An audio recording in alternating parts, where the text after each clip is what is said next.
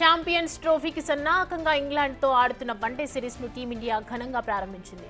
3 మ్యాచ్ల సిరీస్లో మొదటి మ్యాచ్లో భారత్ గెలిచింది. ఇప్పుడు కటక్ వేదికగా జరిగే రెండో మ్యాచ్కు సిద్ధమైంది. మరో మ్యాచ్ మిగిలుండగానే సిరీస్ కైవసం చేసుకోవాలని తాహతాలాడుతోంది. టీ20 సిరీస్ ఓటమి ఎదుర్కొన్న ఇంగ్లాండ్ ఇప్పుడు చావోరేవో లాంటి పరిస్థితి ఎదుర్కొంటోంది. సిరీస్లో నిలవాలంటే ఈ మ్యాచ్లో తప్పక గెలవాల్సిన స్థితిలో ఉంది.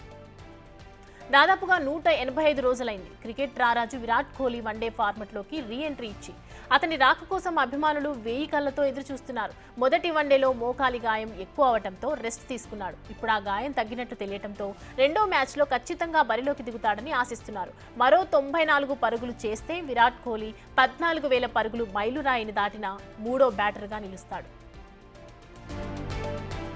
కటక్ పిచ్ పూర్తిగా బ్యాటింగ్కు సహకరిస్తోంది. స్పిన్నర్లకు కాస్త సహకరిస్తోంది. చివరగా 2019లో ఇక్కడ జరిగిన వన్డేలో వెస్టిండీస్పై భారత్ 316 పరుగుల లక్ష్యాన్ని ఛేదించింది. ఆ మ్యాచ్లో కోహ్లీ 85 పరుగులు చేసి ప్లేయర్ ఆఫ్ ది మ్యాచ్గా నిలిచాడు. ఈ వేదికపై ఇప్పటి వరకు భారత్దే ఆధిపత్యం. ఇక్కడ ఆడిన 17 వన్డేల్లో 13 మ్యాచ్ల్లో టీమిండియా గెలిచింది. ఇంగ్లాండ్తో 4 మ్యాచ్లు తలపడగా 4గిట్లో గెలిచింది.